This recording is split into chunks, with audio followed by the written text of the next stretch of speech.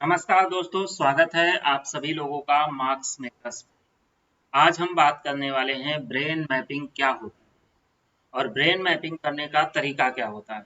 इसके लिए कौन से अप्रूवल लेने पड़ते हैं और कौन सी जगह पे इसका ब्रेन मैपिंग कौन सी सिचुएशन में किया जा सकता है। तो सबसे पहले अब हम लोग ये जानेंगे कि ब्रेन मैपिंग की आखिर आवश्यकता क्यों होती है। आप सभी लोगों ने ऐसा देखा भी होगा, टीवी अखबारों में सुना भी होगा कि जब कोई व्यक्ति संगीन अपराध में लिप्त होता है तो उसके लिए ऐसे टेस्ट सजेस्ट किए जाते हैं। नार्कोटेक्स से टेस्ट होते हैं, इसमें नार्कोटेक्स टेस्ट कराया जाता है, डीएनए टेस्ट कराया जाता है, पॉलीग्राफ टेस्ट होता है। इन टेस्ट में क्या होता है, इन टेस्ट के जरिए पुलिस पता लगाने की कोशिश करती है कि आरोपी जो है उसका इस घटना के साथ संबंध है या इस घटना के साथ संबंध नहीं। ऐसे में इन टेस्ट में पुलिस को कराने के लिए कोर्ट की परमिशन लेनी पड़ती है। इन टेस्ट के अलावा भी एक टेस्ट और है जो आपके स्क्रीन पे शो कर रहा है, जिसका नाम है ब्रेन मैपिंग। ब्रेन मैपिंग की अगर बात करें तो इसमें अपराधी के अपराध को ही पता लगाया जाता है। इसके लिए पुलिस सबसे पहले कोर्ट में अर्जी देती है कि हमें ब्रेन मैपिंग टेस्ट अपराधी का कराना। अगर कोर्ट इसके लिए अप्रूवल देता है तभी ये टेस्ट पॉसिबल है, अगर अप्रूवल नहीं देता है तो ये टेस्ट नहीं किया जा सकता। हाँ, ये भी कोर्ट की ही मर्जी होती है कि वो इसके लिए अप्रूवल देता है, इस टेस्ट को उस अपराधी के लिए जरूरी समझता है या नहीं समझता है। क्लियर है। अब सवाल ये उठता है कि ये टेस्ट होता कैसे। इस टेस्ट की अगर बात करें तो इस टेस्ट में अगर हम लोग देखेंगे तो इस टेस्ट में होता क्या है और कैसे ये टेस्ट किया जाता है। तो ये तो हमने बता दिया कि ब्रेन मैपिंग कैसे की जाती है, इसके बारे में थोड़ा हम लोग चर्चा करते हैं। इसमें अगर हम देखें ब्रेन मैपिंग में, तो ब्रेन मैपिंग में क्या होता है, एक इलेक्ट्रोड होते हैं। जैसा कि आप लोग देख रहे होंगे कि दिमाग में छोटे छोटे सुई की तरह होते हैं, वो इलेक्ट्रोड लगाए जाते हैं, जिनसे क्या किया जाता है, इनको पास किया जाता है और इलेक्ट्रोड के जरिए ही पता चलता है कि वो अपराधी के दिमाग में जो घटना किया है या जो घटना उससे पहले जिसके बारे में उसने सोचा था, उसकी क्या होती है, हमारे दिमाग में एक छवि बन जाती। उस छवि को ही कंप्यूटर पे उतारा जाता है। अब देखिए इसका तरीका कैसे होता है, कैसे तय किया जाता है कि कोई व्यक्ति घटना में शामिल है या शामिल नहीं है। तो इसमें होता क्या है, दरअसल जब हम कोई भी काम करते हैं, वही अभी मैंने बताया कि उसका हमारे दिमाग में एक तस्वीर बन जाती है और इसी तरह से कोई भी अपराधी किसी भी घटना को जब अंजाम देता है तो उसकी भी एक तस्वीर बन जाती है। तो वहां पर क्या होता है, मौजूद ज्यादातर जितने भी दिमाग में इमेजेस होती हैं वो अपराधी के दिमाग में जो होती हैं वो इलेक्ट्रोड की सहायता से देखिए किसमें जाता है, एम्पलीफायर में जाता है। एम्पलीफायर से वो कहाँ जाएगा, कंप्यूटर में जाएगा।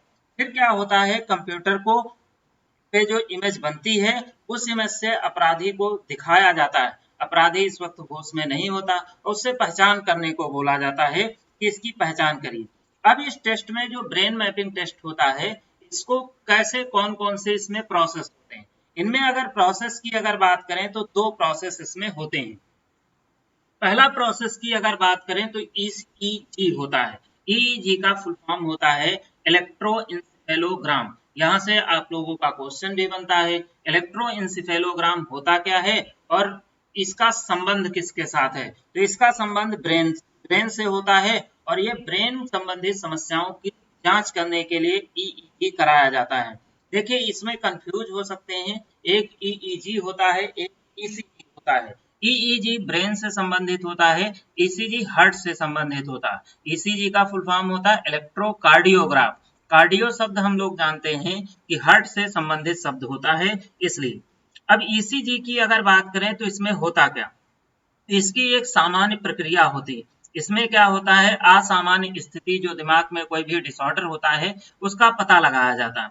इसमें संबंधित कोई भी व्यक्ति है तो उसके शरीर पे इलेक्ट्रोड राड लगाए जाते हैं, जो आपको दिख रहे होंगे, ये राड लगाए जाते हैं और इन राड की सहायता से दिमाग में मौजूद जो न्यूरॉन्स होते हैं उनकी इलेक्ट्रिकल हरकत जो होती है, न्यूरॉन्स जो होते हैं वो क्या करते हैं, हरकत करते हैं। जैसा आपका दिमाग सोचता है जैसा आपने उस घटना को देखा था, तो क्या होता है जैसे किसी घटना को देख के हम डर जाते हैं, उसी तरीके डरते हैं तो हमारा दिल बैठने लगता है, ऐसा फील होता, तो न्यूरॉन की हरकतें बदल जाती, उसी की हरकत को क्या किया जाता है, रिकॉर्ड किया जाता। तो ये इलेक्ट्रोइंसेफेलोग्राम की अगर बात करें। इसके अलावा अगर देखें तो ईईजी होता क्या है, ये तो मैंने बता दिया है। अब हम लोग ये जानेंगे ईईजी की आवश्यकता क्यों पड़ती है।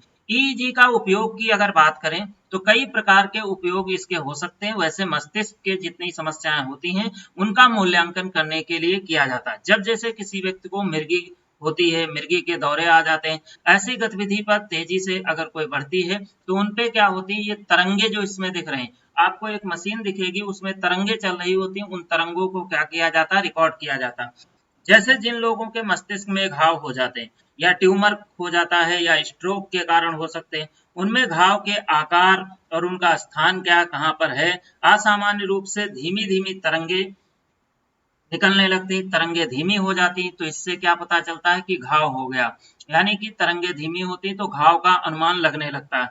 जैसे मान लो कोई व्यक्ति ईईजी कराता है तो उसके बहुत ईईजी कराता तो उसके जोखिम भी होते हैं। जोखिम का मतलब उसके हानियां भी होने के चांसेस रहते हैं। कौन कौन से जोखिम इसमें शामिल हैं उसके बारे में बताते हैं आपको। ईईजी का उपयोग कई वर्षों से देखा जाए तो किया जा रहा है। इसे माना तो सुरक्षित गया है लेकिन परीक्षण से कोई असुविधा नहीं होती। इलेक्ट्रोड की गतिविधि रिकॉर्ड की जाती है इसमें। वे संवेदना उत्पन्न नहीं करते हैं। संवेदना का मतलब जो इलेक्ट्रोड होते हैं वो संवेदना नहीं उत्पन्न करते हैं। मतलब ऐसा नहीं है कि दिमाग पे झटका पड़ा तो आपको उलझन होने लगे, ऐसी कोई असामान्य क्रियाएं नहीं होती। हाँ, कुछ कारक ऐसे हैं जब ईईजी जब होता है तो उस समय क्या कहता है, इन चीजों का ध्यान रखा जाता है। जैसे उपवास के कारण अगर क्या कहते हैं किसी के शरीर में कोई व्यक्ति फास्ट रखा है तो उसका ईसीजी नहीं किया जा सकता। क्यों? क्योंकि उसके शरीर में क्या होता है, शुगर लेवल कम हो जाता है। शुगर लेवल का कम होना हाइपोग्लाइसीमिया कहलाता है।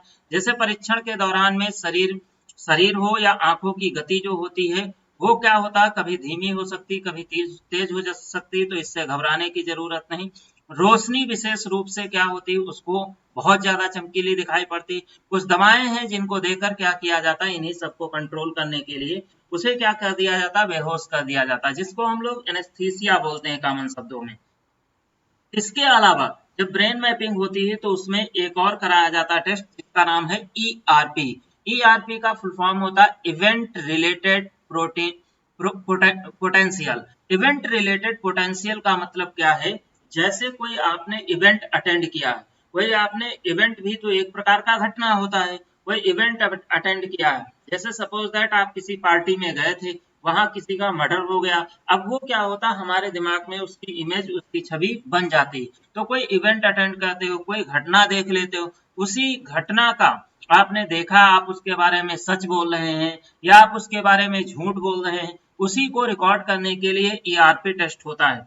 ईआरपी टेस्ट की अगर बात करें तो इसके द्वारा क्या होता है, संबंधित व्यक्ति जो होता है उसके दिमाग में गति को मापा जाता है, दिमाग की गति कैसी है, और तय किया जाता है कि व्यक्ति के दिमाग इस समय उस घटना से संबंधित चीजों के बारे में क्या वर्क कर रहा है, इस चीज को रिकॉर्ड किया जाता। इसके लिए भी अगर देखा जाए तो कोर्ट से परमिशन लेनी पड़ती है, और इसमें अगर देखा जाए कोर्ट परमिशन देगा तभी ऐसे टेस्ट कराए जा सकते हैं, अदरवाइज टेस्ट नहीं कराए जा सकते हैं।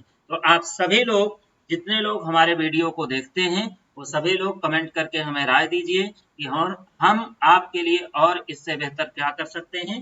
चीजें डे बाय डे सुधार करेंगे, हमको भी पता है कि बहुत सारी ऐसी कमियां हैं, क्योंकि आज की डिजिटल दुनिया में आप हमसे बहुत अच्छे अच्छे वीडियो देखते हैं, लेकिन उसमें छोटा सा मैं भी हूँ, तो आप लेकिन इस छोटे भाई को, इस छोटे परिवार को आप सपोर्ट दीजिए। मैं इस बात की आपसे उम्मीद भी रखता हूँ क्योंकि ये मेरा हक भी बनता है। हाँ, ये कोशिश करूंगा मैं कि आपके लिए और बेहतर किया जा सके। तो थैंक यू आप सभी लोगों को।